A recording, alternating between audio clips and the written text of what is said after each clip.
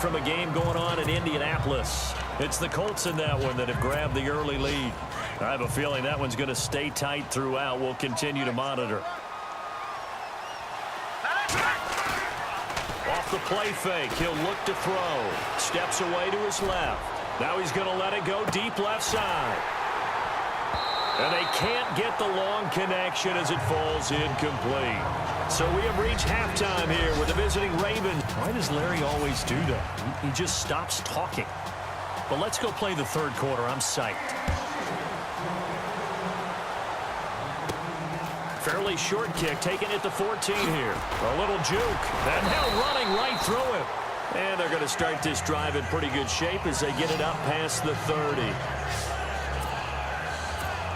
Out come the Ravens now. They'll go on offense first here in this third quarter. They have the lead now. They'll be looking for some separation here as we begin the third quarter. I like the way you term that because... And that's caught inside the 35. A gain of 39 that time. Today's receivers in the NFL, they're the complete package nowadays. We know they can run, we know they can catch, but they have those big frames now. So oftentimes they just out-physical guys downfield and go up and catch the football. And we saw a big gain as a result on that play. Oh, he's got a man wide open, complete. And down he goes, taking it inside the 10 to the 7. And a nice gain of 21 yards. There are so many things to watch for when you play defense. And reading your keys, you always hear about that, and having your eyes in the right place. Sometimes your eyes can fool you. How about that play action there? It sprang the big guy, didn't it? Able to dump it over the top to him. And heavy contact. He is knocked down hard, right at the line of scrimmage. Okay, no score on that play, but this guy's been a touchdown machine all year long. You know they trust him with the football. Now they'll run it on the toss. And he'll be stopped just outside the 5 at the 6. Only a couple yards there, and that's going to set up a long 3rd and goal. In my book, that's running the ball well, but with intelligence. How about him keeping the clock moving, staying in bounds? Yeah, even though it's the third quarter, you're thinking ahead, aren't you? This is where your running game can really help you with a lead in the second half. I agree totally. It's not just end of the half situation. And they're going to get to him. A sack. Sacked back at the 9-yard line. Stephon Tuitt, he's the one to get him, and that's sack number 7 for him on the year. 3rd and goal, they decided to throw for it, but how about the play defensively? Couldn't find anyone open, left him nowhere to go with the football, had to absorb the sack. So the drive takes him inside the 10, but it ends with just 3. And a nice job defensively to rise up and make sure they didn't get in. This will be fielded on the back line of the end zone. Time for the Steelers offense now to get set for their first possession of half number 2. They're down in this game. A chance for the offense, though, to put something on the board, get some momentum here in half 2. Try and get things kick-started for them. And you know at the half, they discussed how they were going to get that done. This is where scripting comes into play a lot of the time. How many plays do you script coming out of the second? Most of the time in the first half, you're scripting 12 to 16. I think in the second half, you're really scripting more like 8 to 10. Kind of a starter or an opener, whatever terminology they use. Just something to get you off to a quick start. And they see right through that defensively as he'll be hit and taken down to the backfield. Sometimes with the running game, you've just got to stick with it. Look, it's the third quarter, no time to panic. But that also doesn't mean you just do it the same way you've been doing it the entire ball game. Maybe change up some blocking assignments or run a few different plays, but stay with the overall essence of the running game. And he will have a first down as they get him to the ground at the 37. And the play goes for 19 yards, gives him a new set of downs. He's such a good route runner. Shows it there on 3rd down. Very proficient and a good pass. And you know what I've observed over the years in the NFL? The better a route runner you are, the more confidence your guy's going to have in you to go to you in important times because he can trust you being in the right spot, and they connected there and picked up a first down. Trailing here in the 3rd, and that run might just be the spark that this offense needs. And don't you just get the sense that he's going around not just in the huddle but looking over at the bench and saying, ball, give me the ball. Let me carry this thing home. And he'll take this one inside the 10 down to the 8. 3 yards on the pickup there, and it'll be 2nd down. I'm wondering, partner, if they might need to sub him out for a play or two, because after that long run he just had on the previous play, he might not have all of his breath back. Yeah, and they went right back to that well. Different result. First carry for James Conner. And he'll be stopped up after only a couple of yards as he gets it down to the 5. Partner, we know today's NFL is really built around the guy throwing the football. But these short runs, they still pay dividends because they can take their toll on a defense and they can add up as the game goes along. The Steelers on third down. They've been okay, 2 for 3 thus far. This is 3rd and 4. They come up with one running back. That's Bell. Here's Roethlisberger under a heavy rush, and down he goes. C.J. Mosley in there to get him, and that's sack number 6 for him on the year. Now, that was just absolute perfect man coverage.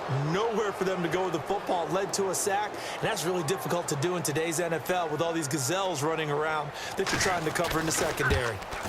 And Boswell's kick is good. And the deficit trimmed to 6 now at 16-10. All right, so you needed 2 scores to get back in the game. The field goal then maybe not exactly what they wanted, but it's a necessary first step. Still plenty of time remaining, but you could really use a stop defensively after the kickoff, preferably a 3-and-out. And now Baltimore gets set to take the field. And they had 3 points last time, but they didn't want 3 points because they were well within range of scoring a touchdown. We'll see if they can do better now. I'm with you on that one. Let's just go ahead and be frank about the whole thing. The only one happy about the 3-point? The kicker. Exactly. He put it through the post. That's going to help him at contract time. But that offense, they're thinking, let's get in the end zone this time. I don't know if that helped him at contract time. You could have kicked that one. I don't know about that. Toe bash. I don't know about toe bashed it. Super toe. That throw good for only a couple. It brings up 3rd down. Not a big window to throw. Coverage wasn't too bad there. Yeah, they had him under wraps pretty well, but somehow able to muscle his way open and catch the ball. The Ravens on 3rd down. They've hit 2 for 4 thus far. This time it's 3rd and 3. Now a handoff here to his running back. And he's got the first down as he's up to the 45-yard line. That one good for 13 and a Raven first down. But they didn't accomplish their goal. They didn't get a stop there, gave up another first down. They have all 3 timeouts in their pocket. I think defensively you got to start thinking about using them here. I was just going to ask you at what point you think now's the go time? I think now's the go time. I don't think you sit back and wait because they can take a lot of time off the clock between plays and run 3 to 4 and really put you in a stressful spot. 9 yards still remaining here to pick up the first on 2nd down. Here we go. Watch it now, Marty. He'll drop to throw. They'll roll him out right. And he's got room. And he'll slide down to avoid the tackle. A good decision in the end to pull it and run. Gets him 9 yards and a first. Partner, he was going through his progressions. Not there, not there. After about the 3rd one, he decided he better pull it down and run for it.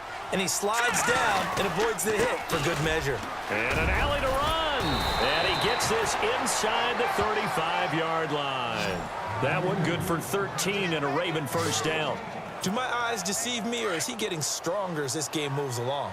Burst seems just as good here in the 4th as it was way back in the 1st, doesn't it? I do believe someone put a lot of time in the offseason and continues to condition during the season in order to continue to carry the ball at this rate. Down to the 30 after a gain of 3.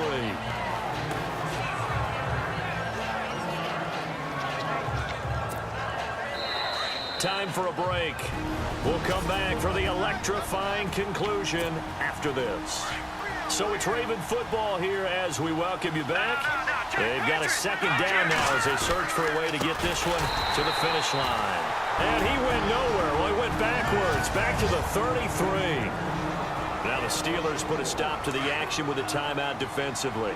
It's just their first. They've got 2 more to use here in the final stages. On 3rd down, that's Shaw, and he'll work it inside the 30 to the 29-yard line. And whistles, and we're going to have another stoppage of play as they call the timeout on defense with 1:53 left. And this is right down the middle as he puts it through, and that will make this a 9-point lead.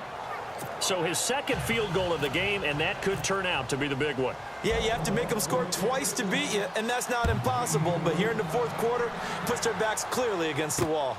This will be fielded at the 8. And a nice return sets him up pretty good here at the 30-yard line.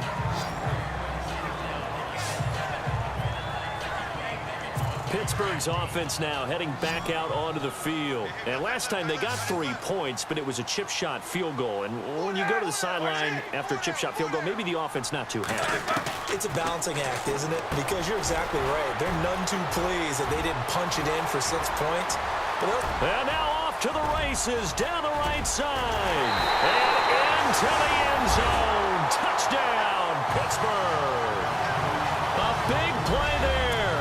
His 3rd touchdown now on the year. And the Steelers have now made this a 1-score game. Okay, game on. Don't go anywhere yet. You got a 1-score game now. Probably going to rely on the onside kick coming up. Yeah, they have to. It's not a high percentage play, but it's better than not having a chance at all. And that's when you put your leapers and your flyers on one side, get that high hop, and hope that one of the guys can come up with it. And on the other side, get that hands team ready. No doubt about it.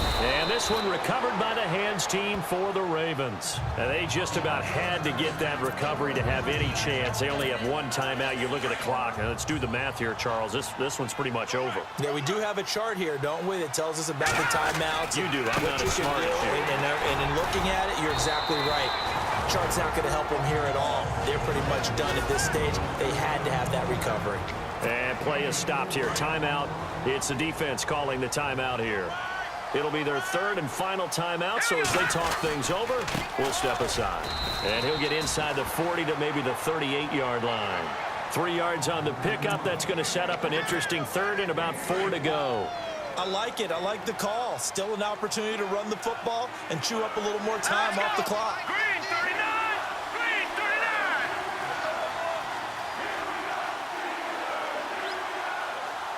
Detroit! Detroit! Hurry up, here we go! 3, 9, gun! Watch it now! Hurry up, here we go! Leopard! Leopard! They'll bring a receiver in motion left.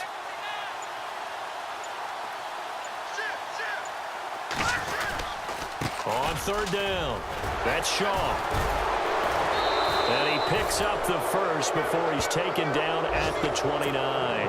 It'll go as a gain of 9, and that should write an ending to this one. Going to give this time to the tailback. And this time he's not going anywhere. They'll get him down right at the line of scrimmage. Call it no gain on the play, and it'll be 2nd down. I guess the simple question, why not just take a knee there? I don't understand either why you would take any sort of a chance. We've seen it happen in the game of football. Doesn't matter whether you've watched high school, college, or the NFL. Some people get a little greedy, try to get that extra running play in, and it can backfire on them. Now they get the timeout. It leads you to wonder, will they kick it here or risk running another play and possibly not getting down in time? We'll see. So after that...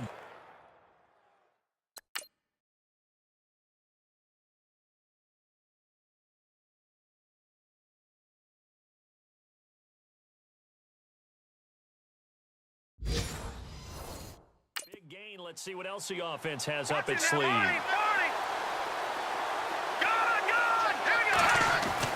That one looks like he'll throw here. And he fires one that's intercepted.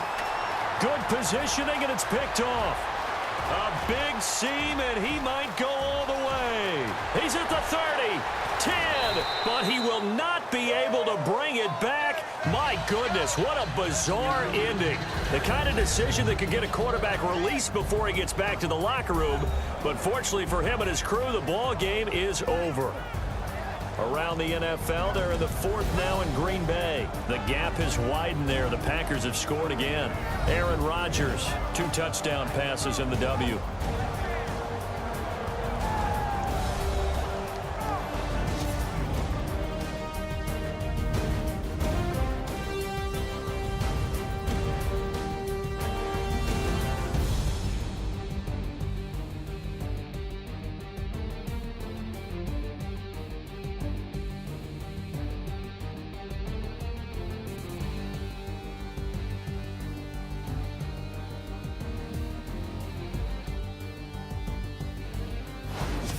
That'll do it for us. For Charles Davis and all our hardworking crew, I'm Brandon Gaudin. You've been watching the NFL on EA Sports. For more,